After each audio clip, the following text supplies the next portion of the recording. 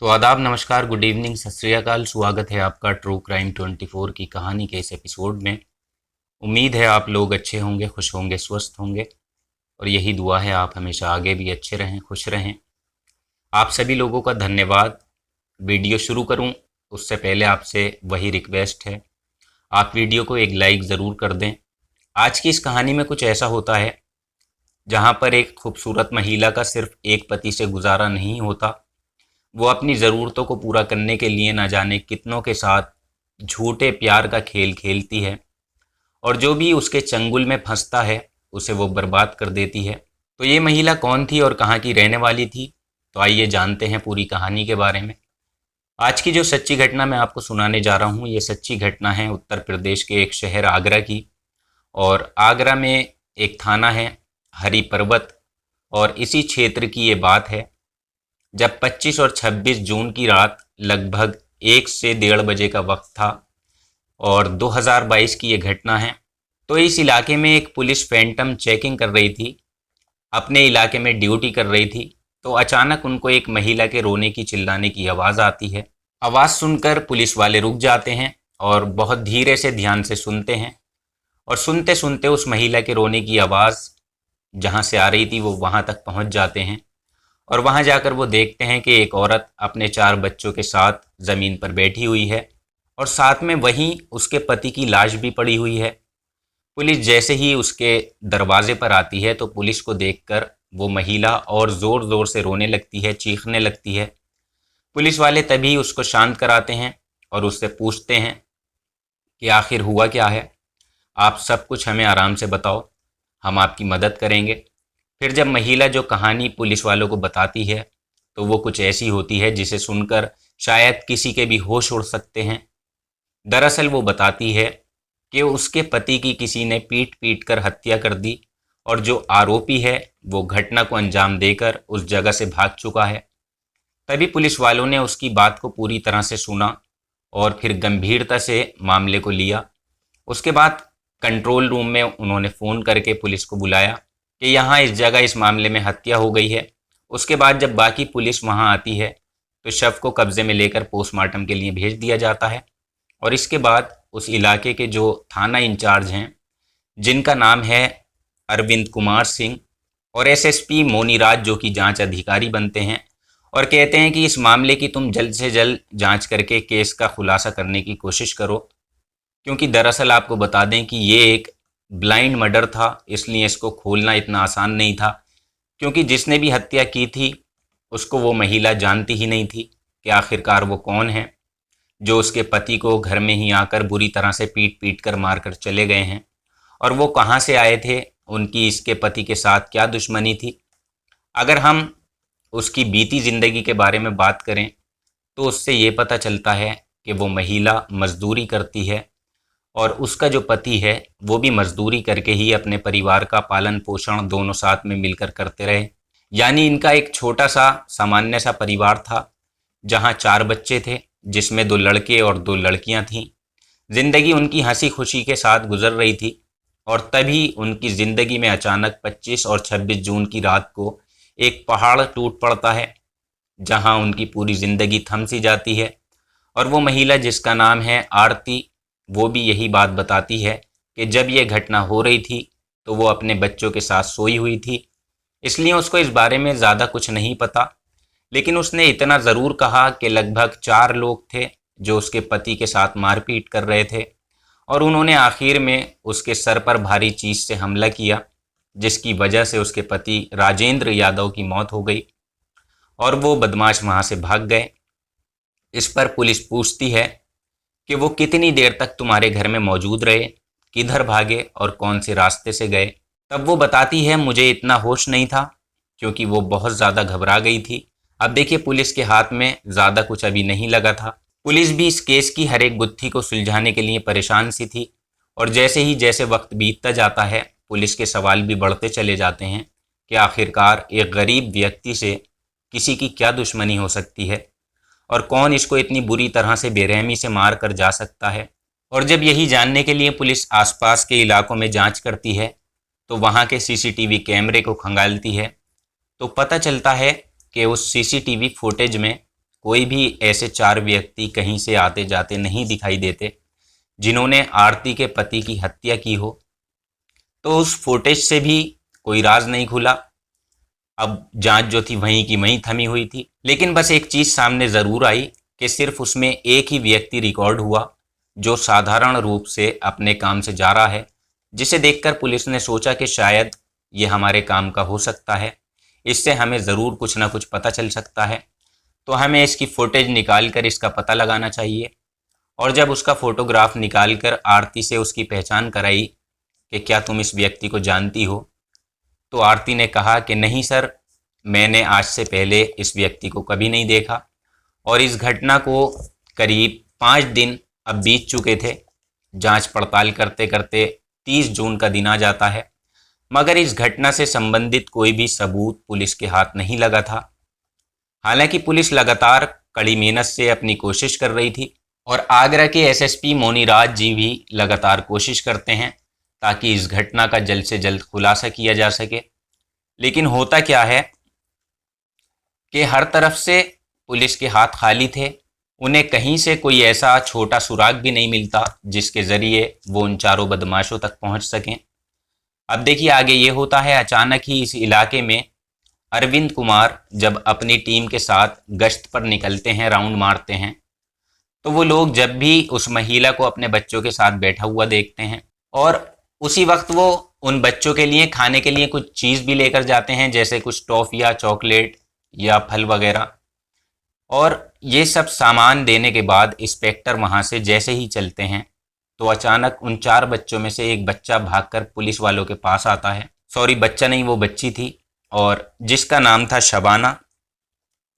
और वो कहती है कि इंस्पेक्टर अंकल, आपका थैंक यू, आपने हमारे लिए इतना कुछ किया। जिस पर इंस्पेक्टर मुस्कुराने लगते हैं और उसको प्यार करते हैं। फिर अचानक न जाने क्यों इंस्पेक्टर के दिमाग में आता है, उन्होंने जो फोटोग्राफ आरती को दिखाया था वही फोटोग्राफ इस बच्ची को दिखाना चाहिए। और उन्होंने इस बच्ची को वो फोटोग्राफ दिखाया और पूछा, बेटा क्या तुम इस इंसान को जानती हो? क्या तुमने इसे पहले कहीं देखा है? और उस बेटी ने देखते ही कहा कि अंकल, मैं इन्हें पहचानती हूँ और इनका नाम राजू है और राजू कबाड़ी इन्हें सब लोग कहते हैं और ये कबाड़ी का काम करते हैं और ये अक्सर हमारे मोहल्ले में आते जाते रहते हैं। तो बस इतना सुनते ही पुलिस की जो शक की घड़ियाँ थीं, जो शक की सुइयाँ थीं, वो इस राजू पर आकर यहाँ पर टिक जाती हैं और साथ ही साथ पुलिस वालों को आरती पर भी शक होने लगा। लेकिन अभी पुलिस के पास ऐसा कोई सबूत हाथ में नहीं था जिसके आधार पर यह कहा जा सके कि आरती ने ही अपने पति का मर्डर किया है या करवाया है।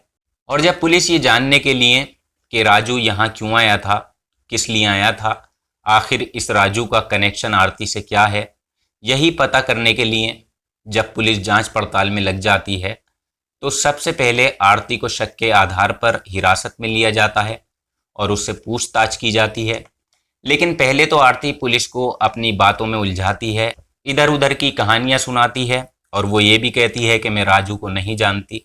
लेकिन पुलिस सख्ती से दोबारा पूछताछ करती है तो काफ़ी कुछ मेहनत करने के बाद उसकी चुप्पी जो है वो टूट जाती है और आखिरकार वो अपने मुंह से सच बताती है कि हाँ सर, मैं इस फोटोग्राफ वाले इंसान को जानती हूँ, ये राजू कबाड़ी है और इसी राजू कबाड़ी के साथ आरती पूरी ज़िंदगी बिताना चाहती है।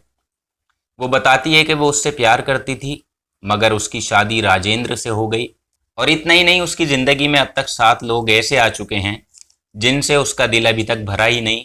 और उसके बाद जब पुलिस ये कहानी सुनती है तो तुरंत राजू कबाड़ी की तलाश में लग जाती है, मगर राजू का कुछ पता नहीं लगता। इतनी बड़ी आबादी में उसे ढूंढना इतना आसान नहीं था क्योंकि पुलिस के पास मात्र सिर्फ उसकी एक फ़ोटो के अलावा और कुछ भी नहीं था जिसके आधार पर उसके बारे में लोगों से पूछा जा सके या कुछ भी ऐसा पता किया जा सके। लेकिन पुलिस ने आगरा के इलाके में जितने भी कबाड़ी थे उनसे पता किया तो एक कबाड़ी ने बताया कि ये पहले मथुरा में काम किया करता था। तभी पुलिस मथुरा जाती है और मथुरा जाकर भी जब अलग अलग कबाड़ी से बातचीत करती है तो वहाँ से भी पुलिस को पता लगता है कि ये दिल्ली में काम किया करता था। और फिर पुलिस वहाँ से भी सुनकर फ़ौरन दिल्ली पहुँचती है और दिल्ली के कबाड़ियों से बातचीत करती है वहाँ पर पता चलता है कि ये गुड़गांव में काम करता था, यानी कोई भी इसका सही ठिकाना नहीं बता रहा था। पुलिस बहुत ज़्यादा परेशान हो गई, गुस्सा उनकी आंखों में भर चुका था। पुलिस परेशान थी, आखिरकार ये व्यक्ति कहाँ पर छुपा बैठा है और इसका सटीक ठिकाना कहाँ है। लोग इधर उधर बताकर सिर्फ हमें गुमराह कर रहे हैं। लेकिन फिर भी जब पुलिस लोगों के बताने पर गुड़गांव पहुंचती है तो पूछते ही पूछते गुड़गांव से सीधा पानीपत तक सफ़र पुलिस करती है, मगर उसका कुछ पता नहीं लगता। और उसकी वजह ये होती है कि ये आज तक कहीं एक जगह काम नहीं कर सकता था। इसने जगह बदल बदल कर अपने नए नए ठिकाने बना रखे थे, इसलिए कोई भी उसको आसानी से ढूंढ नहीं पाता था। किसी भी एक शख्स को उसका सही एड्रेस नहीं मालूम था कि ये कौन से गांव का रहने वाला है, कहाँ से आया है। उसके बारे में किसी को कोई भी जानकारी नहीं थी। और ऐसा नहीं था कि लोग इस घटना के बाद उसको ऐसा बता रहे हों, वो पहले से ही इस तरह नई नई जगह पर काम कर रहा था। यानी जो लोग कह रहे थे वो सच कह रहे थे। लेकिन ये इंसान अपनी एक खाना बदोश जिंदगी जी रहा था, दर दर भटकता था। लेकिन जब आखिरकार पुलिस के हाथ पानीपत से भी कुछ नहीं लगता तो वहाँ से भी वो वापस आगरा जाते हैं। और कई दिन ऐसे ही बीत जाते हैं, यानी कि जून से अब 5 जुलाई आ जाती है और इस घटना को अब कुल मिलाकर 10 दिन का समय बीत जाता है। मगर पुलिस के हाथ अभी भी कुछ नहीं लगता, उनके हाथ खाली थे। लेकिन हमेशा पुलिस हारती रहे और अपराधी जीतता रहे, ऐसा हो ही नहीं सकता। एक ना एक दिन पुलिस राजू कबाड़ी को ढूंढ ही लेती है। यानी एक दिन पुलिस के पास पानीपत से किसी व्यक्ति का फ़ोन आता है और 6 जुलाई की शाम थी और वो व्यक्ति इंस्पेक्टर अरविंद कुमार जी से कहता है कि सर आज यहाँ पर राजू कबाड़ी आने वाला है और माल देने के लिए वो आएगा। और इससे ही उसके फ़ोन से पुलिस जो है वो अलर्ट हो जाती है और तुरंत ही पानीपत पुलिस पहुँचती है और वहाँ पर पहुँचकर राजू कबाड़ी को वो अपनी हिरासत में ले लेते हैं। फिर राजू को साथ में बिठाकर आगरा लेकर आया जाता है और यहाँ की पुलिस अब पूरी तरह से जांच पड़ताल में जुट जाती है, उससे सख्ती से पूछताछ करती है, क्योंकि अब पुलिस उस पर बेहद गुस्सा हो चुकी थी, क्योंकि घटना को हुए इतना वक्त बीत गया था और पुलिस इस केस का खुलासा नहीं कर पाई थी। तो तब राजू पूरी सच्चाई अपनी ज़ुबान से कबूल करता है और पुलिस वालों को बताता है 25 जून की शाम को वो अपने घर पर ही रुका हुआ था। उसने और राजेंद्र यादव यानी आरती के पति ने दोनों ने मिलकर पहले शराब पी थी और शराब पीने के बाद खाना वाना खाया और खाना खाने के बाद दोनों सोने चले गए। और इसी बीच राजू कबाड़ी की इच्छा थी कि जब उसका पति सो जाए तो उसकी पत्नी आरती राजू के साथ रहे, उसके साथ सोए, उसके साथ संबंध बनाए, क्योंकि वो पहले भी कई बार राजेंद्र यादव को ये हिदायत दे चुका था कि अब तुम इसका पीछा छोड़ दो, अब मैं इसका पति बनने वाला हूँ, मैं इससे शादी करने वाला हूँ, मैं इससे बेइंतहा मोहब्बत करता हूँ और अगर तुम हम दोनों के बीच में आओगे तो अच्छा नहीं होगा। और बस इसी बात को लेकर इन दोनों के बीच जब कहासुनी शुरू हो जाती है तो कहासुनी इतनी बढ़ जाती है कि फिर वो मारपीट में बदल जाती है। और देखिए, जब ये घटना हो रही थी तो उस घर के जो 4 बच्चे थे वो सभी सो रहे थे, उन्हें कुछ भी मालूम नहीं था। सिर्फ बच्चों की माँ यानी आरती ही उन दोनों के बीच मौजूद थी, उसे ही सब कुछ मालूम था क्योंकि वो जाग रही थी। लेकिन फिर भी उसने पहले पुलिस को कुछ नहीं बताया। जब इनका झगड़ा ज़्यादा बढ़ता है तो घर में रखे हुए सिलेंडर को राजू उठाता है और उसी सिलेंडर से राजेंद्र यादव के सर पर वो वार करता है और लगभग उसको तब तक मारता रहता है जब तक कि उसकी मौत नहीं हो जाती, उसकी सांसें नहीं थम जाती। इसके बाद जब उसे पता चलता है कि ये पूरी तरह से मर चुका है तो राजू वहाँ से भाग जाता है और आरती भी वहाँ जो खून पड़ा हुआ होता है उसको साफ़ करती है और उस सिलेंडर पर लगे हुए खून को भी वो साफ़ करती है और साथ ही राजू के जो कपड़े होते हैं उन्हें भी उठाकर वो आसपास की झाड़ियों में फेंक देती है। यानी वो इस पूरे घटनाक्रम में राजू का पूरा पूरा साथ देती है। वो अपने पति को तो नहीं बचाती बल्कि राजू को ही वहाँ से फरार कर देती है ताकि कोई उस पर शक ना करे या बच्चे उसे ना देख लें। इस घटना का कुछ इस तरह खुलासा होता है। और एक चीज़ आपको बता दें, राजेंद्र यादव की पत्नी आरती ने इससे पहले भी 4 शादियां की हुई थी, जिनमें सबसे पहले शादी उसकी निज़ाम से हुई थी जिसमें उसकी एक बेटी है। उसके बाद इसने समीर नाम के एक व्यक्ति से शादी की थी तो समीर से भी इसकी एक बेटी थी, उसके बाद कल्लू से शादी की और इसका एक छोटा बेटा हुआ, और जब आखिर में राजेंद्र से शादी की तो उससे भी एक बेटा पैदा हुआ। और इतना ही नहीं, इसके अलावा इसके 3 और अन्य पति रहे, मगर उनसे इसकी कोई भी औलाद नहीं थी। और पुलिस ने आरती और उसके प्रेमी राजू को गिरफ्तार किया और उसे जेल भेज दिया गया, और फिलहाल दोनों अब सलाखों के पीछे हैं। तो दोस्तों, ये थी आज की कहानी, एक औरत की कहानी जिसने 7 लोगों से शादी की और 8वां वो इसका प्रेमी था राजू, और आगे पता नहीं क्या होता। तो इस कहानी को लेकर आपकी जो भी राय हो आप हमें कमेंट बॉक्स में ज़रूर लिखिएगा, और साथ ही अगर आप चैनल पर नए हैं तो अपने शहर का नाम और अपना नाम कमेंट सेक्शन में ज़रूर लिखें। और आते हैं अब जिन लोगों ने कमेंट बॉक्स में अपने नाम लिखे थे। कृष्णा कुमार जी कहते हैं स्टोरी को ज़्यादा ना खींचें। तो भाई, हम खुद सोचते हैं कि स्टोरी को कम से कम समय में आप तक पहुंचाया जा सके, लेकिन हर एक पॉइंट को क्लियर करना भी ज़रूरी होता है, इसलिए थोड़ी सी लंबी ज़रूर हो जाती है, लेकिन फिर भी हम कोशिश करते हैं कि 15-20 मिनट में कहानी निमट जाए। अजय गुज्जर जी हैं और पंजाब से हैं ये, thank you very much. Mohammad Hussain Rangrez Jaipur से हैं, शुक्रिया। रूही साहिबा जी लखनऊ से हैं और ये कह रही हैं कि कहानी सुनने से पहले ही मैं लाइक कर देती हूँ, तो बहुत बहुत शुक्रिया।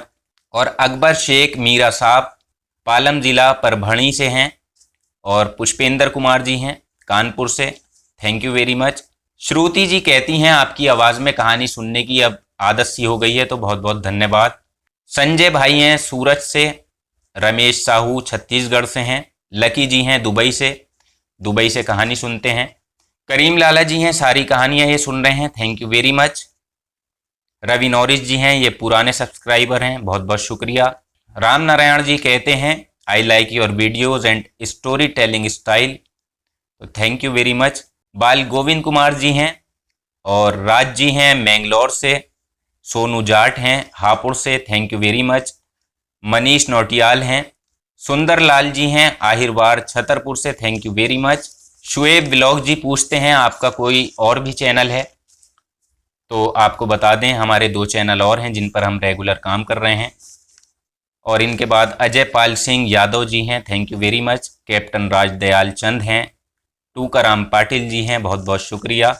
राहुल भाई हैं भावनगर गुजरात से, एस कुमार जी हैं, अशोक जी हैं, पारसाराम चौधरी जी हैं जोधपुर राजस्थान से, रोशन खान जी हैं, और रसल सिंह जी हैं अमृतसर पंजाब से, रवि जालंधर जी हैं, गोपी वर्मा जी हैं, सुनील जी हैं, और ये सुनील जी हैं ये ट्रक चलाते हैं और कहानी सुनते हैं। तो भाई, ड्राइव करते टाइम आप कहानी ना सुने, अपना ख्याल रखें।